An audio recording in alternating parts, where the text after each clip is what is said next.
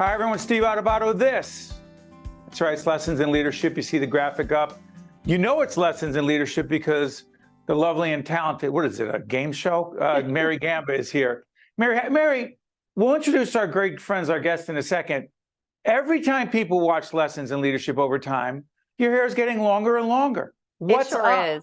Oh, I tell you, well, I'm attempting to let it go. It started out as a dare from my two sons, Will and Joe. They said every time I try to let it grow, I just cut it off again. And the greatest joke is going to be when somebody turns on Lessons in Leadership and I just went back to as short as your hair is. So it won't be that much longer. Once it gets hot, I'll probably be taking it off once again. Well, it looks great as always, and she's going to bring it as we interview our good friends, Dennis G. Wilson, President and CEO, Delta Dental of New Jersey, Jim Kirkos, Chief Executive Officer, Meadowlands Chamber and Meadowlands Live. Guys, how we doing? Doing awesome. We're doing great.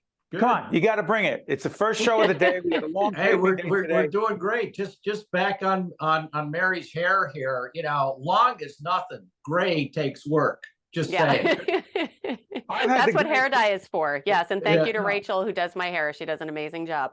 Well, I've had great put in. I have no idea how it even got there. Hey, Dennis, how about this? Let's make everyone understand that this is part of our small business series made possible by Delta Dental. We're talking about a whole range of issues regarding small business and leadership. Remind folks who may not have seen some past episodes of Lessons in Leadership, why small business matters. Why are we doing this, Dennis? We're doing this because you just said it. Small business matters. It's the backbone of the economics of our state, right? 90% of businesses are in fact small businesses, no matter how you define it. And I know the Meadowlands Chamber is absolutely committed to assisting, helping, supporting small business.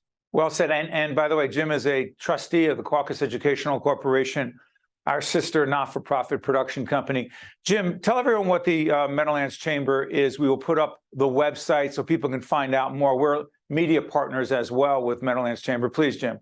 Well, thank you, Steve. Great to be here with Mary, you, and Dennis to talk about small business in particular. You know, in our kind of organization, business service organization, 75 to 80% of all of our members represent small businesses, and of that percentage, probably 50% of them are under 20 employees. So we're really talking about the backbone, and those are the businesses that need the help and guidance the most in their entrepreneurial growth. And that's what we focus all of our attention on here at the Chamber, along with the advocacy and things we do for all size members. A good portion of our strategic business plan is to make sure we're elevating and helping to grow small businesses. We'll have the Meadowlands Chamber website up, Delta Dental's up as well. Dennis, let me ask you, we're 3 years plus into the pandemic. And again, many of the members of Delta Dental are in fact small businesses. The top 2 or 3 challenges, I know I've asked this a million times, I'm going to keep asking it because those challenges are real and they don't go away. The top 2 or 3 challenges facing small business 3 years plus into the pandemic are? I would say a clear number one is the acquisition and retention of talent, of people that are in small business, that are working there at any level. Look, when you have a firm of 10 people, you are close to the top. You are with the president at all times, in all likelihood. So that's number one. And number two, I would say, you know, costs with inflation of wages, with inflation's of benefits costs. That's probably the clear number one and number two by far. Mary, jump in with Jim. Yeah, definitely, Jim. I would love to hear a little bit more. Obviously, we brought you and Dennis on for a reason. Talk about the partnership between Delta Dental and Meadowlands Chamber. Why is that so critical to both the members of the Chamber and also everyone at Delta Dental? Well, it's a great topic, and thank you, Mary. Our partnership with Delta Dental is so meaningful because one of the big cost areas that Dennis I've just mentioned is providing health benefits and providing big company attributes as they're trying to retain employees. That's a big part of this, and the Chamber has launched a series of benefit programs, which includes all our array of health insurance benefits, and our partnership with Delta has enabled us to include a component of that. Providing those kinds of cost-effective mechanisms really helps employees not only maintain their or contain their costs, but also provide the kinds of big company benefits that employees would expect in other locations that they're now expecting right down in small businesses. Mary, you and I actually had a conversation late yesterday before this taping about insurance. We literally had a conversation about insurance issues in our company. We're 8 to 10 at any one time, and plus our great freelancers who are part of our team. But the Kirkos Educational Corporation, our not-for-profit production company, Mary and I had that conversation, and I want to come back to Dennis on this because here's the struggle. Dennis, we want to show our employees that our team members, that we care about them. We want to provide them quality health insurance. There's a whole bunch of other benefits as well, pension contributions, et cetera, et cetera. We're a not-for-profit. So we're trying to manage cost, but also communicate how much we care. And not that money and benefits are the only way you do that. But Dennis, help us on this balancing act. And where does Delta Dental come in there? For sure, it's money and benefits. That's a big card that, is just table stakes. But beyond that, it's the type of benefits. It's the kind of benefits that are meaningful to employees. And I have to tell you, what means more to an employee at age 64 might mean not as much to an employee that's age 24. So I'm sorry, you really. I am talking to you. Yeah, actually, I was speaking to Mary. No, hold on, Mary. But we talked about this. Go ahead now. 34, Dennis. What do they care about? No, 34. Well, at Delta, we offer big company benefits to all size companies, for-profit, not-for-profit, and so forth. As a matter of fact, over time, we've lowered our rates to make the benefit more accessible. There's challenges, obviously, on the medical side relative to costs, which eclipse dental by 10 to 15 fold. But there's good advisory out there. There's brokers that are members of the Meadowlands Chamber and other associations that can be tapped into. Mary, jump into that broker thing because you and I. No, I was going to say that because we had talked a little bit offline, so I feel like I cheated on an exam. But Jim, talk a little bit about that, the brokers who are members of the chamber, and what are brokers and why are they important, especially to small businesses navigating? I know because I handle this along with our great accounting team, Justine and Joe Lupo. Why is it so hard to navigate, and what role do brokers have in that process? By the way, Justine and Joe Lupo are not married. They don't have the same last name. They work in a firm together. But I just want to clarify that because Justine's husband and Joe, never mind, it's irrelevant. Go ahead, Jim. Talk about brokers. So listen, most of these subjects, especially when dealing with health insurance, are complicated, and they're also time consuming. And so entrepreneurs and people that are operating their businesses 8, 10, 12 hours a day, sometimes, it's hard for them to set aside the time to really fully understand the array of benefits and the kinds of programs, and even to do a cost analysis. And that's where a broker comes in. Good brokers offer really advisory and consultancy services. And there's an array of brokers. We have a health insurance program here that includes Delta Dental on dental services. But we have a number of brokerages that will really advise small businesses on what their options are. And there are many options out there. But how do you uncomplicate it, Jim? Because as the CEO of our company, trust me, I'm like, Mary, you got this? Because I don't understand any of it. Then Mary goes to our consultant brokers and she tries to break it down. They come back to me and I go, I don't know what's best. So how do you simplify it? Because it is so complicated. Steve, I'm not so sure you can actually totally simplify it, but I think what's really important is to understand not only the cost factor. Too often, business owners are just shopping cost.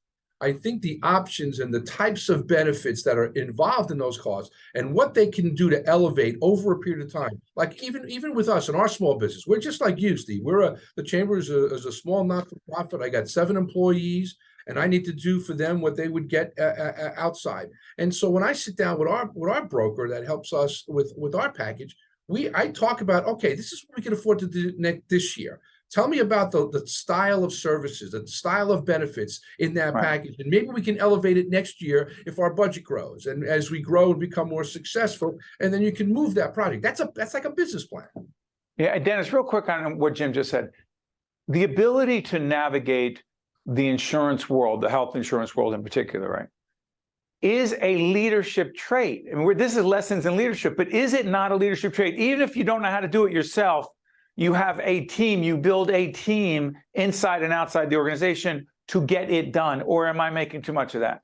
No, you're spot on. You know, like any great leader, they quickly recognize that they don't know all things in all subjects, right? So you bring in the experts. And I'll just pause on the word hire. Understand that a broker, in terms of the small business owner, basically it comes at no cost. The insurer bears the cost of brokers, right? Their commissions, et cetera. So take advantage of a benefit that's there, that's no cost. Also, all the carriers, medical, dental alike, will provide simple, easy to explain and understand materials and information. They all have, certainly we do, robust websites to access all of this. So it's there at your fingertips. Use it. Before we let you go, Delta Vision is listed on the website of Delta Dental, which comes up right now. People can see about Delta Vision, right? Yes, they can. And also, when it comes to the American Dream, a lot of activities going on at the Meadowlands Chamber, Izod Center. Jim, it's all there on your website as it comes up right now? It is, yes. Just want to make sure. Hey, Dennis, Jim, you are partners. We are partners. Takes a village. Oh, I guess somebody else said that before me.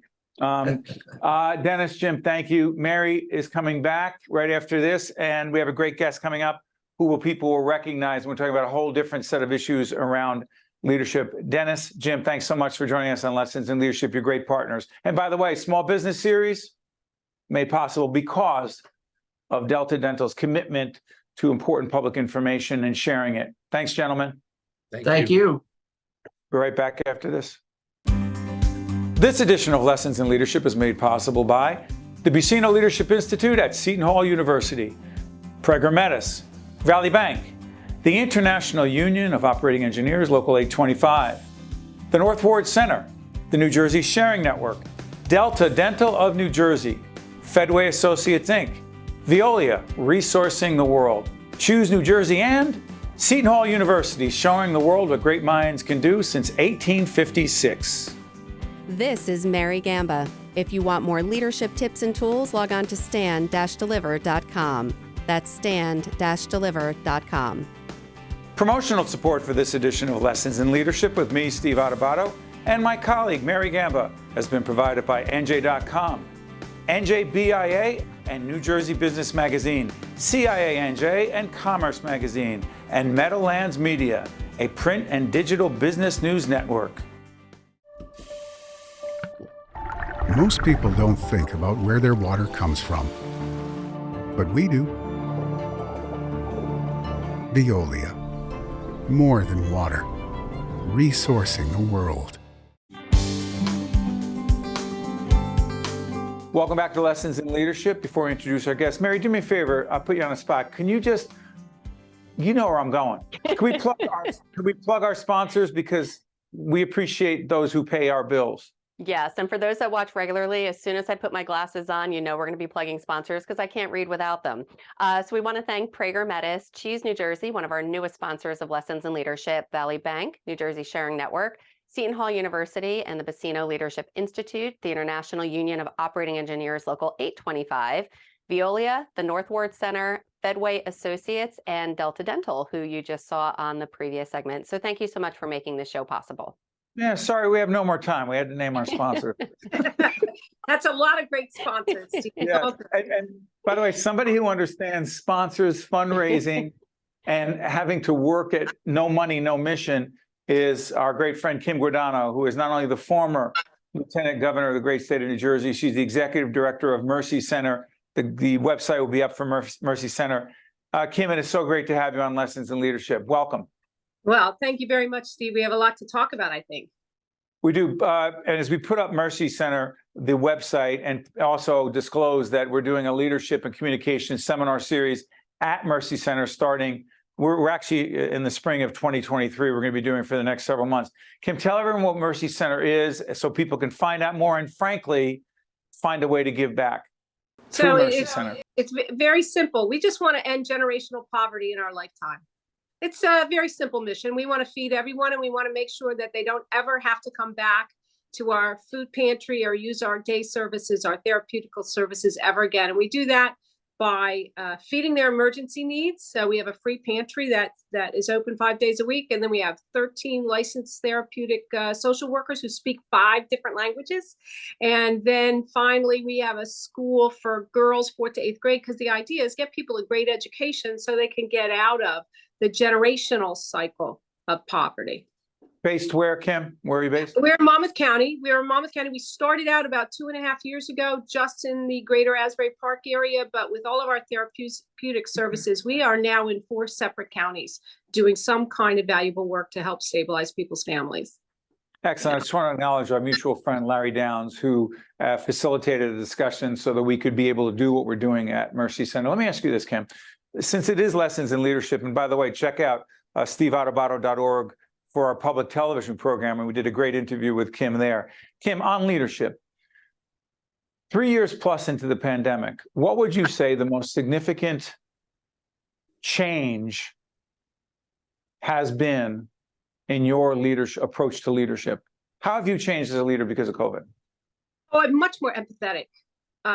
Much more empathetic. The stories I have seen in the last 3 years. Look, when I was a lieutenant governor, I got all over the state. We went through Sandy. We had some pretty serious disasters, and you learn to love people that way, but you never get to know them. In the last 3 years, I can tell you story after story after story that is heartbreaking about the work that we do in the greater Monmouth County area. And that is, to me, the greatest change. I knew there was a need because of my prior job, but now I know there's a need. And I also know this, Steve, and this is what gives me hope. We can fix it. We can change it.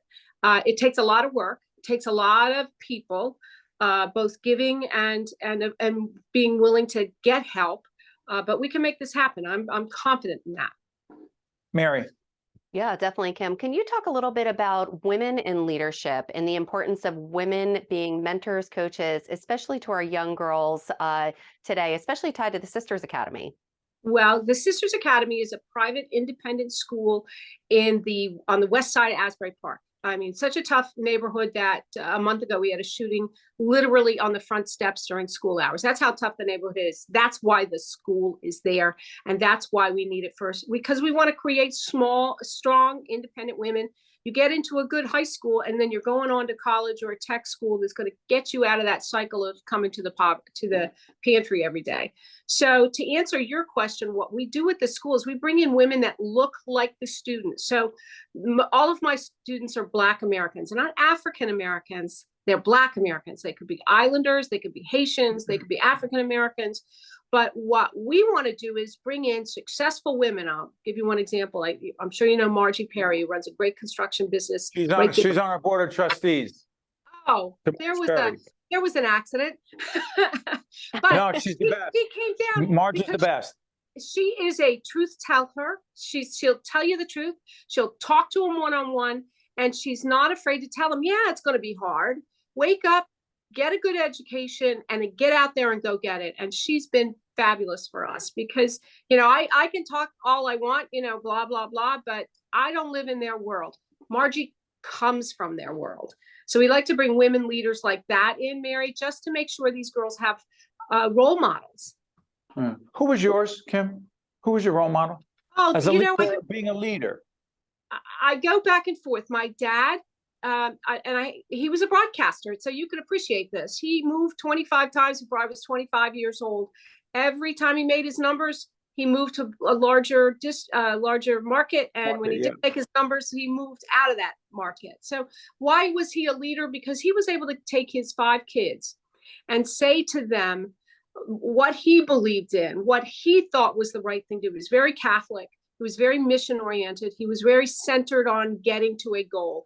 And that's what I learned from him. But my mother, in later years, I came to appreciate more after I had my own kids, was the one that managed all of it, allowed him to move forward in his career with 5 kids and move 25 times with 5 kids. So I have to say that both of them, a 1-2 punch. It was always an interesting dinner table conversation. You know, Mary, as Kim talks about, by the way, the Mercy Center website is up again. As Kim talks about her mom, it's such a cliche, but it's so true. Women running, leading, managing the home and everything that means and the people in it, that's leadership. Go ahead, And Mary. going to work. And going to work. Oh, yeah. And going to And work. going to work. But it's not- right, Oh, Mary? that thing. We did all that in high heels, a skirt, and went to work, brought home a paycheck. Sorry. Exactly. You got the glue sticks in one side of your pocketbook and the paintbrushes in the other. It's crazy, definitely. Talk about we have a nonprofit television production company as well. Talk about no money, no mission. We've talked about this offline as well. The importance of building relationships. We talk about our kids. I tell my kids all the time. I said, listen, you're not going to get anywhere in life unless you build relationships. Do not burn any bridges. Make sure you understand the importance of connections. But tie that back to leadership, relationship building, and philanthropy and fundraising. Why is that important? You have an hour? Yeah. So look, kids have it much easier today with social media. When I grew up, I keep telling my kids I didn't have a computer. So you didn't have social media, you didn't have a way to connect with people. If I want to ping a big donor and say, you got 5 minutes, I promise it won't be more, then I can do that today. You could not do that 10 years ago. Now, if you have to manage it, that people have to understand what you're doing and they have to buy into what you're doing, literally. I mean, it used to be when I was raising money for a political campaign, they had to buy into the candidate personally. And let me tell you how much easier it is to raise money when you talk about sick children or hungry children or getting these children out of this cycle of poverty by getting them a good education. It's so much easier if you tell that story than if you just say, hey, I need your $5 and walk away. You have to spend a lot of time. You have to engage. A one-shot deal isn't going to help. You know this already. It's not going to help you. You need long-term sponsors. You need long-term committed donors, funders, and whether they're engaged writing a check or engaged on my board or engaged in volunteering or engaged in speaking to my kids at the school, all of those things will make them valuable ambassadors for what we do, whether it's write a check or do a fundraiser or a food raiser or go to a golf outing. All of those things, there's no single answer, I think. And you also have to have a really good Rolodex. Yeah, you do. Kim, before we let you go, we've known each other a long time. We've talked about this before. We've had some great interviews when you were lieutenant governor. We've gotten to know each other outside of that orbit and our work together. And we're looking forward to our leadership and communication series at Mercy Center that our company Stand and Deliver will be running. But I'm curious about this. Your level of passion, you talked about your empathy before and how it's changed. Your level of passion, intensity of your passion, and its connection to your leadership style, not an accident. Oh, no, it's a direct connection. You have to have a focus or a mission that you believe in. You have to, like a politician, you have to be authentic.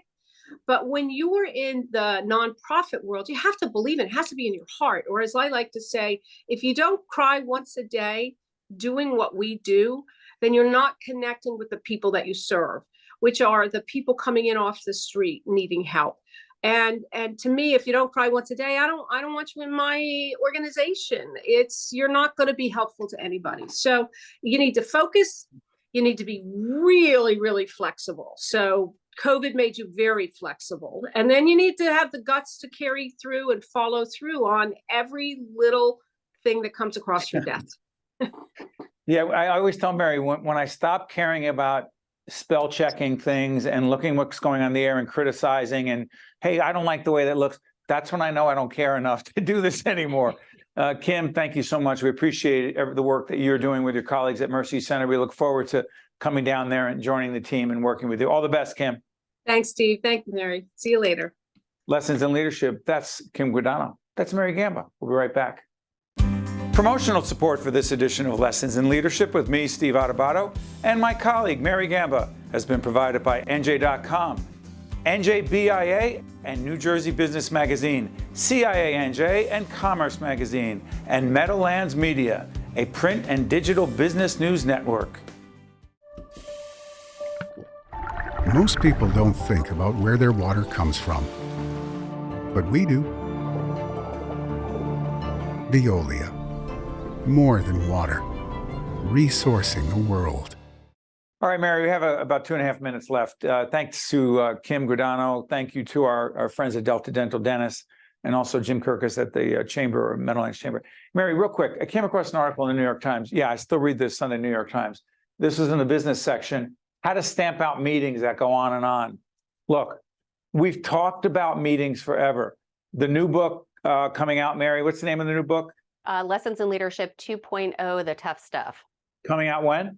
August, I'm going to say.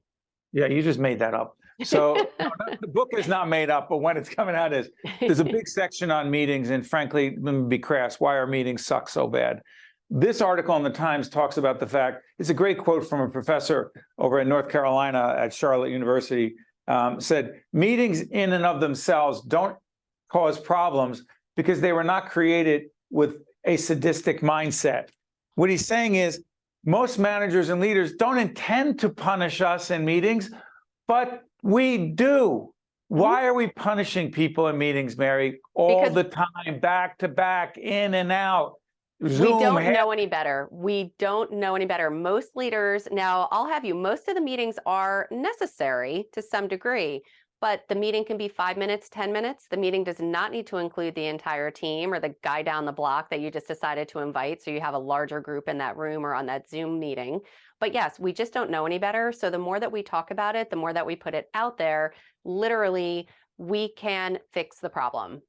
All right, so look on our website, Stand and Deliver, stand-deliver.com, section on, I've written so much about meetings, keys to meetings. Mary, in this article, they did some research. What would you say, other than going on too long, the number one reason why most people said the meetings were crappy? I would say no agenda.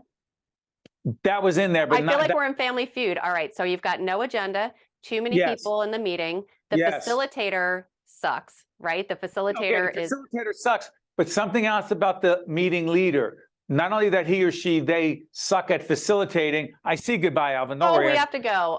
Tell us what it is, and then we'll pick it up next time. The meeting leader talks too long. The meeting leader sucks up the oxygen. So in that spirit, I'm going to cut myself off.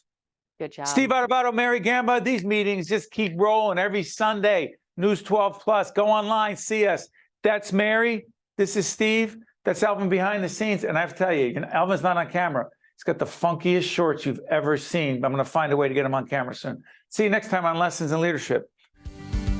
This edition of Lessons in Leadership is made possible by the Buccino Leadership Institute at Seton Hall University, Prager Metis, Valley Bank, the International Union of Operating Engineers, Local 825, the North Ward Center, the New Jersey Sharing Network, Delta Dental of New Jersey, Fedway Associates Inc., Veolia, Resourcing the World, Choose New Jersey, and Seton Hall University, showing the world what great minds can do since 1856. This is Mary Gamba. If you want more leadership tips and tools, log on to stand-deliver.com. That's stand-deliver.com. Promotional support for this edition of Lessons in Leadership with me, Steve Adubato, and my colleague, Mary Gamba, has been provided by NJ.com, NJBIA, and New Jersey Business Magazine, CIANJ, and Commerce Magazine, and Meadowlands Media, a print and digital business news network.